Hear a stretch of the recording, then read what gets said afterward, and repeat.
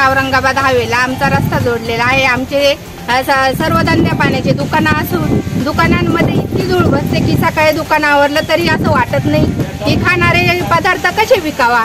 आणि रस्ता असा एवढा खराब आहे की बाहेरून गाडीवरून येणाऱ्या माणसाला डायरेक्टली भीती वाटते। आमच्या घराच्या आसपास नालीचे बांधकाम आहे, ते बांधकाम पूर्ण ओपन आहे की दुकानात बसायची देखील लाज वाटते।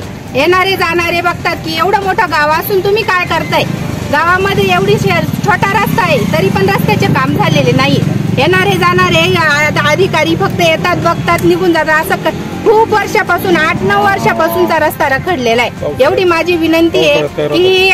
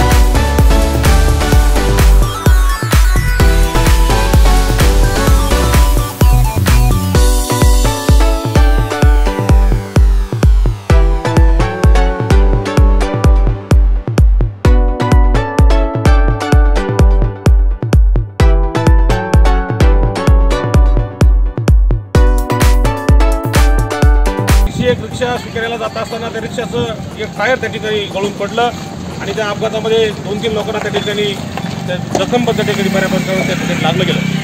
गावातीलही आम्ही बघितलं असेल, ग्रामस्थांची चर्चा केली असेल, 8 दिवसामध्ये एक अपघात त्या ठिकाणी होत असतो। 2-3 महिला या ठिकाणी त्या ठिकाणी पडल्या गेल्या। पण सार्वजनिक बांधकाम खात्याकडनं इतक्या प्रमाणामध्ये पावसाळ्याच्या याच्यामध्ये सुद्धा त्यांच्याकडे एक निधीचा फंड त्या ठिकाणी उपलब्ध असतो, पण एकाही अधिकाऱ्याचं त्या ठिकाणी या ठिकाणी दुर्लक्ष नाही। आम्ही त्या ठिकाणी निवेदनं दिल्या असतील, बातम्या दिल्या असतील, कितीतरी त्यांच्या जाण्यानेत हा रस्त्याची त्या ठिकाणी दुर्दशा आम्हाला जर कोणी पाहुणा आला तरी आम्हाला त्या ठिकाणी फोन करतो आणि विचारतो की पिंपळस रामाचे तुम्ही प्रमुख आहात, काय या परिस्थिती तुमच्या गावाची, ते आम्हाला ते लाजिरवाण। या निमित्ताने मी सार्वजनिक बांधकाम खात्याला एक इशारा देऊ इच्छितो की बांधकाम खात्याच्या अधिकाऱ्यांना आम्ही हे सांगितलंच पाहिजे, असं काही नाहीये। त्यांची खऱ्या अर्थाने ही तालुक्यामध्ये, जिल्ह्यामध्ये, त्यांच्या कार्यक्षेत्रामध्ये त्यांची जबाबदारी आहे। त्यांनी जाताना येताना त्यांच्याकडनं पण सर्वे तो त्या ठिकाणी झाला पाहिजे।